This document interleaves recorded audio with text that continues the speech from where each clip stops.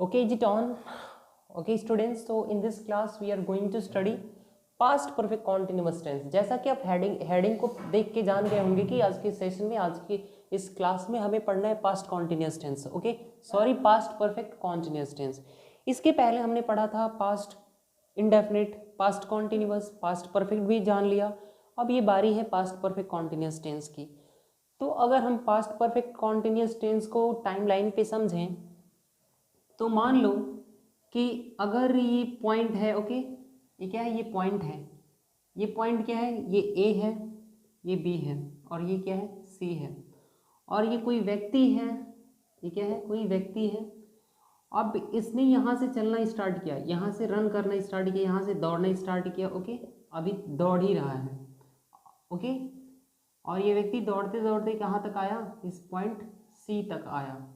अब ये व्यक्ति, ओके, और ये क्या है, और ये डी है. तो ये पॉइंट ए की रेस्पेक्ट ये व्यक्ति जब दौड़ना स्टार्ट किया तो 12 बज के क्या हो रहा था, 30 मिनट हो रहा था. ओके, और जब दौड़ना बंद किया तो कितना टाइम हुआ, वो वहाँ पे 1 बजे इसने दौड़ना बंद किया. अभी टाइम कितना हो रहा है, अभी टाइम हो रहा है 1:15. अभी टाइम क्या हो रहा है, 1:15. ओके, तो अगर इस व्यक्ति की कंप्लीशन, अगर इस व्यक्ति का काम देखें तो ये कब से स्टार्ट किया, इस पॉइंट ए से स्टार्ट किया और पॉइंट आगे सी पे बंद कर दिया. तो कि कब इसने दौड़ना स्टार्ट किया, 12:30 पे, और कब बंद किया, तो 1 बजे. तो 1 बजे के रेस्पेक्ट में अगर हम इधर देखें तो ये क्या है, पास्ट है. ये क्या है, पास्ट है.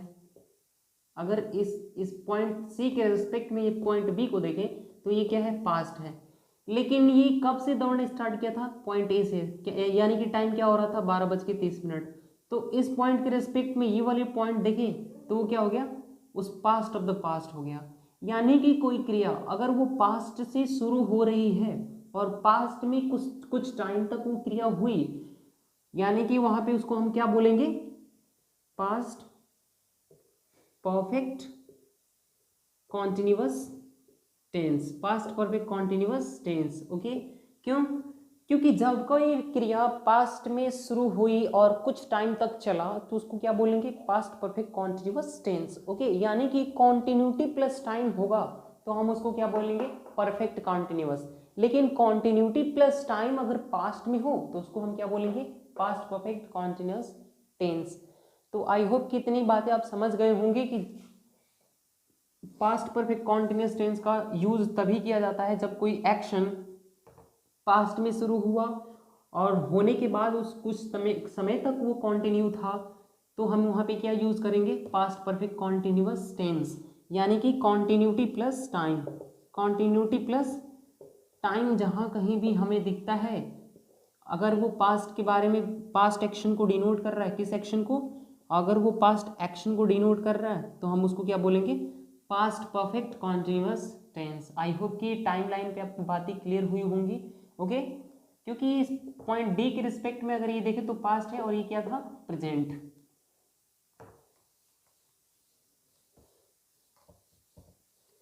अगर पास्ट परफेक्ट टेंस की, पास्ट परफेक्ट कॉन्टिन्यूअस टेंस की हेल्पिंग वर्ब के बारे में बात करें तो होता है क्या, had plus been plus verb of first form plus ING. Okay, had plus been plus verb of first form plus ING का प्रयोग किया जाता है पास्ट कॉन्टिन्यूअस टेंस में. ओके, अगर हम इसकी स्ट्रक्चर्स की बात करें, किसकी बात करें, स्ट्रक्चर्स की बात करें, और स्ट्रक्चर्स को मेंशन करने से पहले, डिस्कस करने से पहले हम क्या जानेंगे कि हेड का प्रयोग किन किन सब्जेक्ट के साथ होता है. तो हेड का प्रयोग फर्स्ट पर्सन की आई और वी के साथ होगा, सेकेंड पर्सन यू के साथ होगा. ओके, थर्ड पर्सन के ही, शी, इट और दे के साथ भी होगा. इसके अलावा अगर कोई नाउन सिंगुलर हो या कोई नाउन प्लूरल हो तो प्लूरल नाउन और सिंगुलर नाउन के साथ भी केवल हेड का ही यूज होगा. इसके फॉर्म्स में ना कोई चेंज नहीं होता. आई होप कि इतनी बातें आपको क्लियर हुई होंगी. ओके, नेक्स्ट आगे चलते हैं.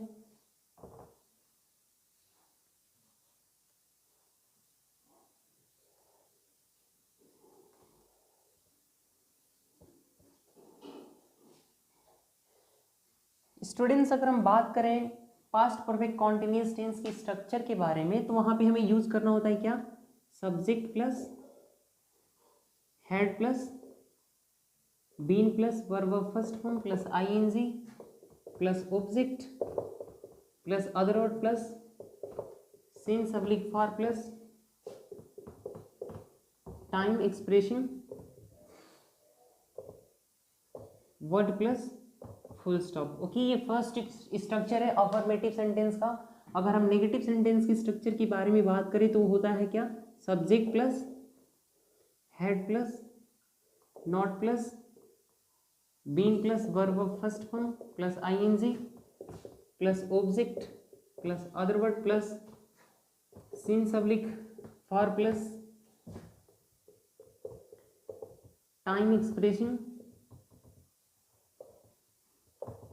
Word plus full stop. Okay, अगर इंटरोगेटिव की बात करें तो हेड कहाँ पे आ जाएगा, सब्जेक्ट के पहले, had plus subject plus been plus verb of first form plus ING plus object plus other word plus since oblique for plus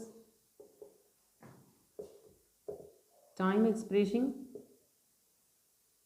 word plus mark of interrogation. Okay, क्योंकि ये इंटरोगेटिव सेंटेंस का structure है। इसके अलावा अगर हम affirmative, अगर हम इंटरोगेटिव नेगेटिव की बात करें वो भी क्लोज एंडेड की, तो होगा had plus subject plus not plus verb of first not plus been plus verb of first form plus ING plus object plus other word plus since oblique for plus time expression word plus mark of interrogation.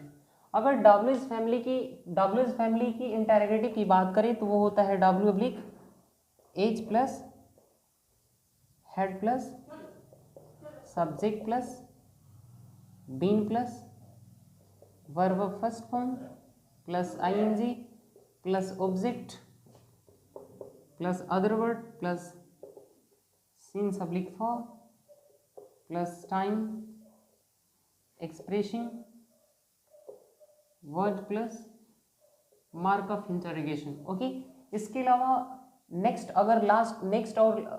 Last की अगर structure की हम बात करें तो होगा W oblique plus had plus subject plus not plus been plus verb of first form plus ING plus object plus other word plus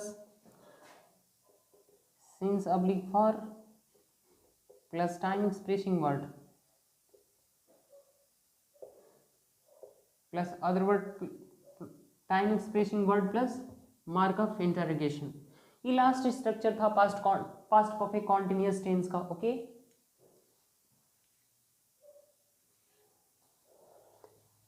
पहले structure की अगर हम बात करें तो हमेशा ही पास्ट परफेक्ट कॉन्टिन्यूअस टेंस में हमेशा क्या होगा, सब्जेक्ट के बाद had plus been plus verb of first form plus ING plus object plus other word के बाद हमें क्या यूज करना होता है, सिंस ऑब्लिक फॉर में से कोई एक का यूज करेंगे। उसके बाद हमारे सामने क्या होगा, time expression word plus full stop. Since का यूज हम तब करते हैं जब हमें पॉइंट ऑफ टाइम के बारे में बात करना होता है, यानी कि सर्टेन टाइम, ओके, यानी कि स्पेसिफिक टाइम। और जब कभी भी अनस्पेसिफिक टाइम यानी कि अनसर्टेन टाइम यानी कि पीरियड ऑफ टाइम के बारे में बात करना होता है तो हम क्या यूज करते हैं, फॉर का यूज करते हैं। ज़्यादातर एग्जाम्स में जब क्वेश्चन बनाया जाता है कमिश्नर के द्वारा तो वहाँ पे सिंस की जगह पे फॉर दे देता है और फॉर की जगह पे सिंस दे देता है। ओके, तो उसी तरीके से अगर हम नेगेटिव सेंटेंस की बात करें तो नेगेटिव सेंटेंस में ना हेड के बाद हमें क्या यूज करना होता है, नॉट। ओके, इंटरोगेटिव की बात करें तो सब्जेक्ट के पहले क्या यूज करना होता है, हेड। अगर इंटरोगेटिव निगेटिव की बात करें तो हेड प्लस सब्जेक्ट के बाद हमें क्या यूज करना है, तो होता है नॉट। नॉट के बाद वही सारी चीजें चलेंगी, been plus verb of first form plus ING. अगर ये इंटरोगेटिव है तो सेंटेंस के एंड में हमें क्या यूज करना होता है, मार्क ऑफ इंटरोगेशन। उसी तरीके से अगर डब्ल्यूएस फैमिली की इंटरोगेटिव नेगेटिव अगर इंटरोगेटिव बनाना है तो सब्जेक्ट के पहले हेड आएगा और हेड के पहले भी क्या आएगा, हमारे सामने डब्ल्यूएस वर्ड आ रहे होंगे। ओके, इसके अलावा सारी चीज़ें वही चलेंगी। इंटरोगेटिव होने की वजह से सेंटेंस के एंड में मार्क ऑफ इंटरोगेशन का यूज करेंगे। अगर वो इंटरोगेटिव नेगेटिव के साथ साथ, अगर डब्ल्यू फैमिली के साथ साथ वो नेगेटिव ही है, तो सब्जेक्ट के बाद हमें क्या यूज़ करना होता है, नॉट वर्ड का यूज़ करना होता है। आई होप कि मैंने सारी बातें आपको बता दी है, स्ट्रक्चर बेस्ड हम सारी चीज़ों को सीख रहे हैं। ओके, इसके अलावा जो मोस्ट इंपॉर्टेंट थिंग होती है इन सारे स्ट्रक्चर्स के बाद जो चीज़ आता है वो होता है इनका एप्लीकेशन। ओके, एप्लीकेशन जब तक हम नहीं जानेंगे स्ट्रक्चर्स रटने से कुछ नहीं होता। ओके, तो मैं इन सारे स्ट्रक्चर्स को मिटा रहा हूँ और इन पे बेस्ड कुछ एग्जांपल्स को दे रहा हूँ, और आप बेटर जज करेंगे कि कौन सेंटेंस गलत है और कहाँ पे करेक्शन की नीड है।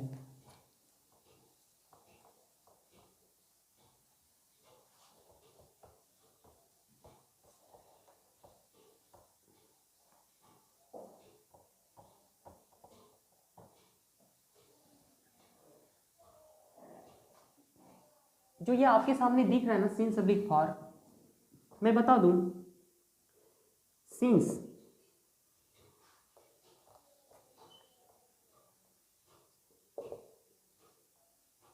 इक्वल टू क्या होगा, पॉइंट ऑफ टाइम होगा। सिंस इक्वल टू क्या होगा, पॉइंट ऑफ टाइम होगा। और फॉर इक्वल टू क्या होगा, पीरियड ऑफ टाइम होगा। क्या होगा, पीरियड ऑफ टाइम होगा।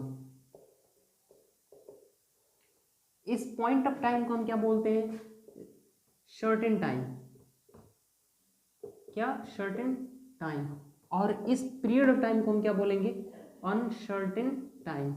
जो टाइम अनसर्टेन है यानी कि पॉइंट ऑफ टाइम है, सॉरी यानी कि पीरियड ऑफ टाइम है। क्या है, पीरियड ऑफ टाइम है। और जो टाइम सर्टेन है वो क्या है, पॉइंट ऑफ टाइम है। इसके अलावा अगर दूसरे वर्ड्स के बारे में बात करें तो उसको हम क्या बोल सकते हैं, स्पेसिफिक बोल सकते हैं। क्या, स्पेसिफिक बोल सकते हैं, स्पेसिफिक टाइम। और इसको अनसर्टेन को हम क्या बोल सकते हैं, अनस्पेसिफिक बोल सकते हैं। ओके, अनस्पेसिफिक बोल सकते हैं, अनस्पेसिफिक टाइम। तो यही पर्टिकुलर डिफरेंस होता है सिंस में और ना फॉर में। तो कई बार सिंस की जगह पे वो फॉर दे देगा और फॉर की जगह पे क्या दे देगा, सिंस दे देगा। यहाँ से एग्जामिनर बहुत ही क्वेश्चंस को एराइज करता है।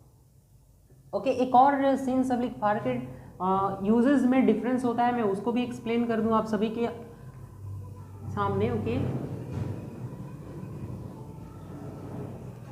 जैसे कि अगर सिंस अब्लिक क्या है, सिंस अब्लिक क्या है, फॉर है। सिंस अब्लिक फॉर, तो सिंस अब्लिक फॉर के बाद हमारे सामने क्या होता है,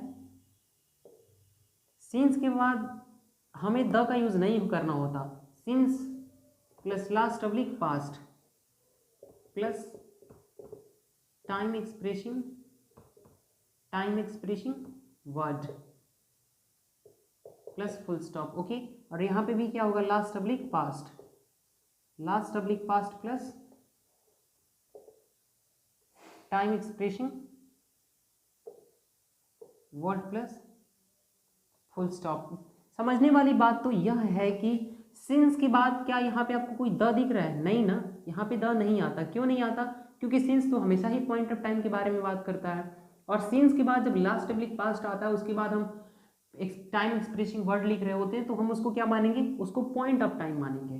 लेकिन अगर हम वहाँ पे last oblique past plus time expression word के पहले हमें क्या यूज़ करना पड़ रहा है, सिंस अगर कहीं क्वेश्चन में दिया है तो हम, फॉर अगर कहीं क्वेश्चन में दिया है तो हमेशा आप देखेंगे क्या कि अगर उसके साथ कहीं द दिया है तब जाके वो सही है। अगर द नहीं दिया तो वहाँ पे द लगाएंगे, अदरवाइज सिंस लगाएंगे।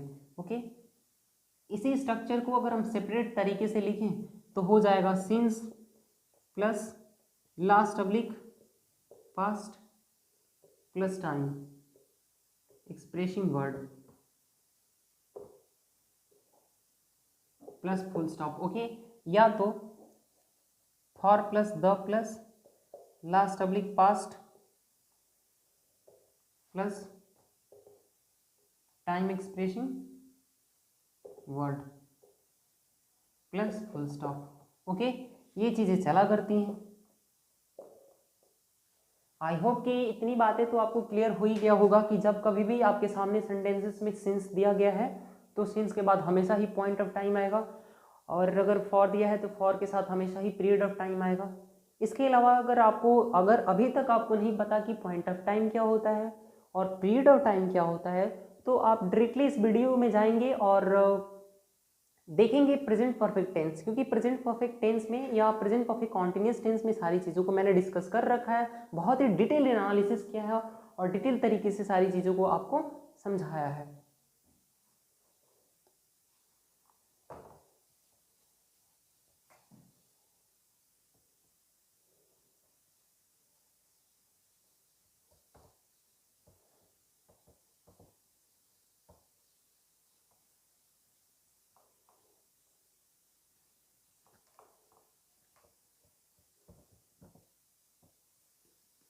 अब बारी है कुछ एग्जाम्पल्स को देखने की। ओके, जैसे कि she had been knowing me for the last 5 years, for the last 5 years। Second है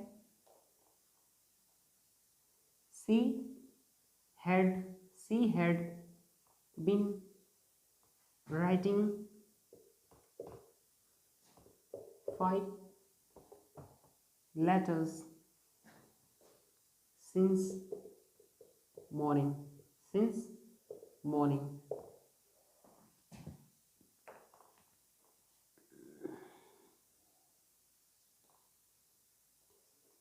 It is time she should start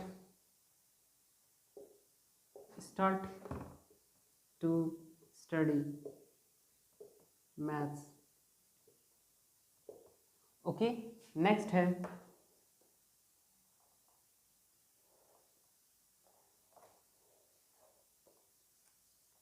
had they been asking us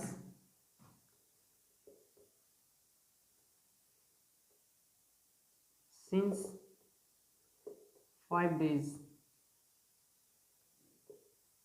okay, इसके अलावा है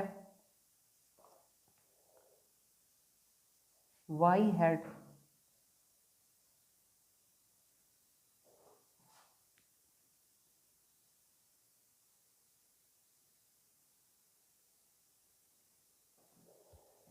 had she been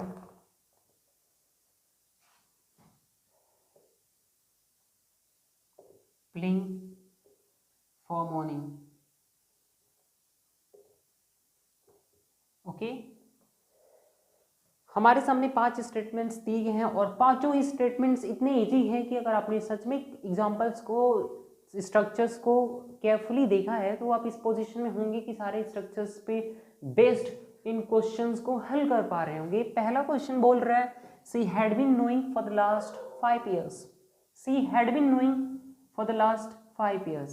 पहले स्टेटमेंट में अगर हम नोइंग वर्ड की बात करें तो ये एक नॉन एक्शनल वर्ब है। कैसा वर्ब है? नॉन एक्शनल वर्ब है, नॉन फंक्शनल वर्ब है या नॉन एक्टिव वर्ब है। और जितने भी नॉन एक्शनल वर्ब होते हैं उनका आईएनजी फॉर्म क्या होता है? इम्पॉसिबल होता है, उनका आईएनजी फॉर्म नहीं होता।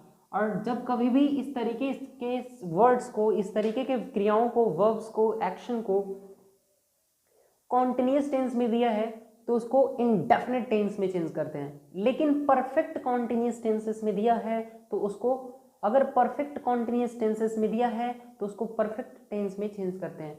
आप देख सकते हैं यहाँ पे कि perfect, past perfect continuous tense में दिया है तो हम इसको पास्ट परफेक्ट टेंस में चेंज करेंगे तो हो जाएगा सी हैड।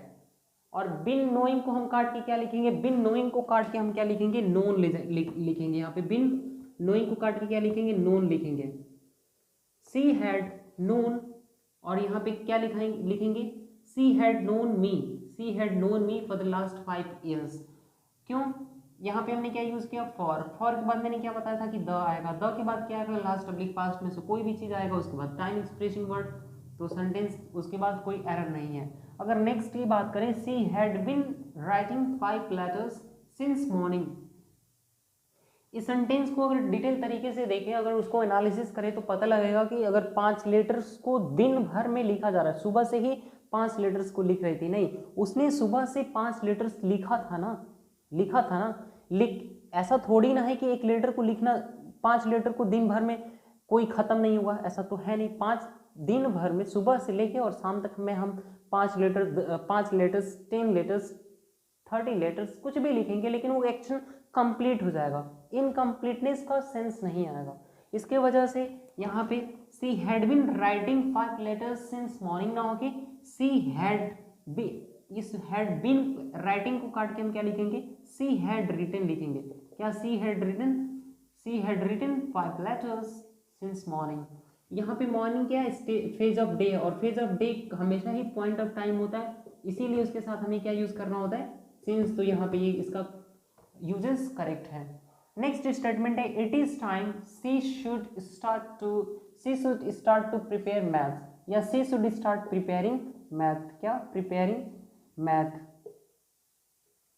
ओके, इसके अलावा अगर हम बात करें कि इट इज टाइम के बाद हमें अगर जब कभी भी सब्जेक्ट दिया होता है तो सब्जेक्ट के बाद ना तो कोई वर्ब की फर्स्ट फॉर्म आएगी, ना तो कोई मॉडल आएगा, ना ही तो कोई मॉडल परफेक्ट आएगा, इसीलिए हम यहाँ पे क्या यूज करेंगे, वर्ब की सेकेंड फॉर्म। कौन सी फॉर्म, वर्ब की सेकेंड फॉर्म डायरेक्टली, ये शुड नहीं आएगा। It is time she started preparing maths. Okay, next है had they been asking us since 5 days. सारे सेंटेंसेस के स्ट्रक्चर सही है, बट यहाँ पे अगर हम टाइम के बारे में बात करें 5 डेज एक क्या है, कौन सा टाइम है, तो ये पीरियड ऑफ टाइम है, और पीरियड ऑफ टाइम के साथ हमें क्या यूज करना होता है, फॉर यूज करना होता है। क्या यूज करना होता है, फॉर। तो ये सिंस क्या है, रॉन्ग है, इसका फॉर क्या हो जाएगा, करेक्शन हो जाएगा। ओके, नेक्स्ट है why had she been playing for morning, वह सुबह से क्यों खेल रही है। अगर इस सुबह की बात करें तो ये क्या है, पीरियड पॉइंट ऑफ टाइम है, क्या है, पॉइंट ऑफ टाइम है, और पॉइंट ऑफ टाइम के साथ हमें क्या लगाना होता है, सिंस का यूज करना होता है, न कि फॉर का। फॉर तो रॉन्ग है, इसीलिए हम यहाँ पे इसका करेक्शन क्या करेंगे, सिंस। अब सिंस लगा दिए तो क्या हो गया, वो सेंटेंस करेक्ट हो गया। ओके, इस तरीके की वीडियो को पाने के लिए अगर आपने इस पास्ट परफेक्ट कॉन्टिन्यूअस टेंस को अच्छे से सीख लिया है, वेल एंड गुड। अगर नहीं सीखा तो फिर से इस वीडियो को देखेंगे, क्योंकि ऐसी एक भी कोई चीज़ नहीं है पास्ट परफेक्ट कॉन्टिन्यूअस टेंस से रिलेटेड जो कि इस वीडियो में डिस्कस ना किया गया हो। अगर आप चाहते हैं कि मैं और भी एग्जाम्पल्स को लेके और ना चीज़ों को और क्रिस्टल क्लियर से रिप्रेजेंट करूँ आप सभी के समक्ष, तो लेट मी नो। ओके, कुछ एग्जाम्पल्स और देख ही लेते हैं।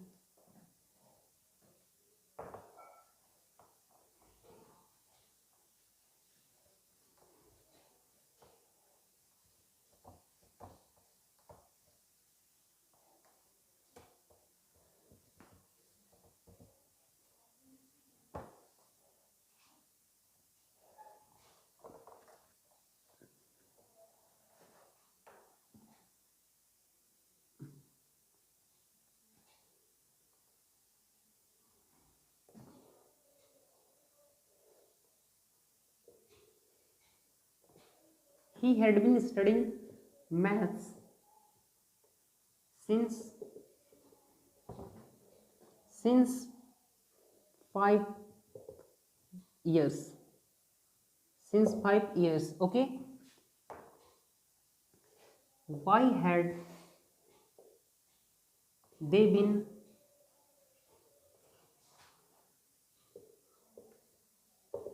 running for last 3 days? Okay, next है how had she been working at this institute for since the last 10 years. Since the last 10 years. Okay, why had she been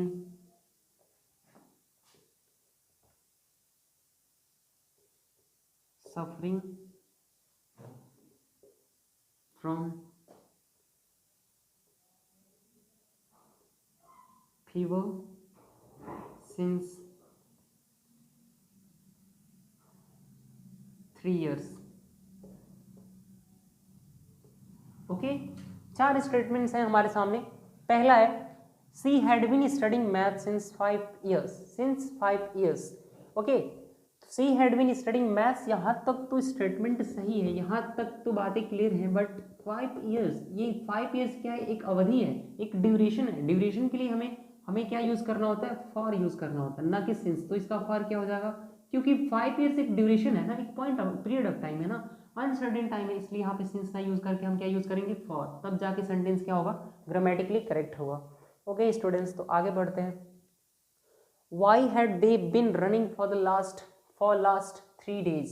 अगर आपने सुना होगा तो मैं गलती से यहाँ पे क्या बोल दिया था, द बोल दिया था, और द ही इसका क्या है, करेक्शन है। क्यों करेक्शन है, क्योंकि हमने अभी कुछ ही समय पहले पढ़ा था कि जब कभी भी सिंस अब्लिक फॉर के बारे में बात करते हैं तो सिंस का यूज़ हम बिना द के करते हैं और फॉर का यूज़ द के साथ करते हैं। ओके, क्योंकि फॉर के बाद जो last oblique past plus time expression word होता है, उस टाइम लास्ट अब्लिक पास्ट के बाद टाइम एक्सप्रेशन वर्ड को हमें स्पेसिफिक बनाना होता है, और स्पेसिफिक कोई चीज़ तब बनती है जब उसके पहले डेफिनेट आर्टिकल द का यूज़ किया जाता है। आई होप कि चीज़ें क्लियर हो गई होंगी।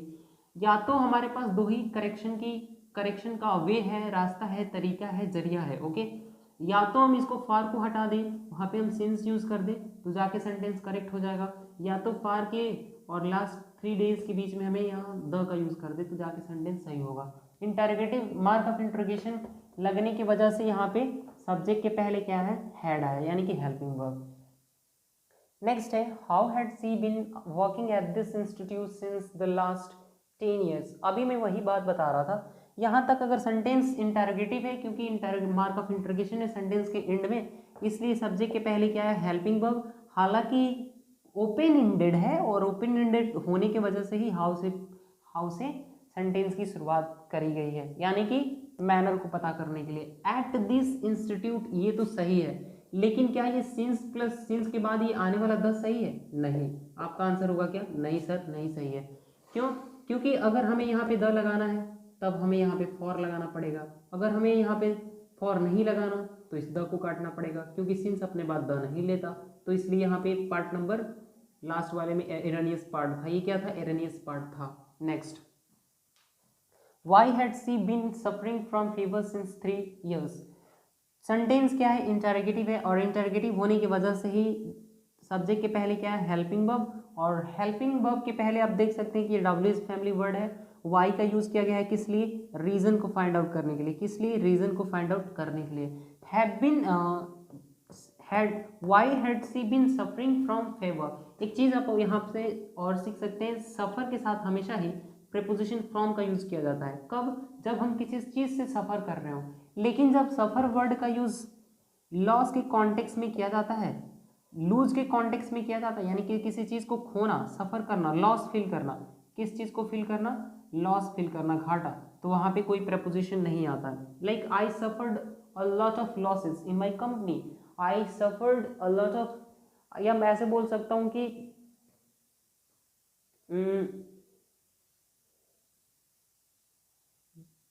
they had been suffering a lot of losses in their company।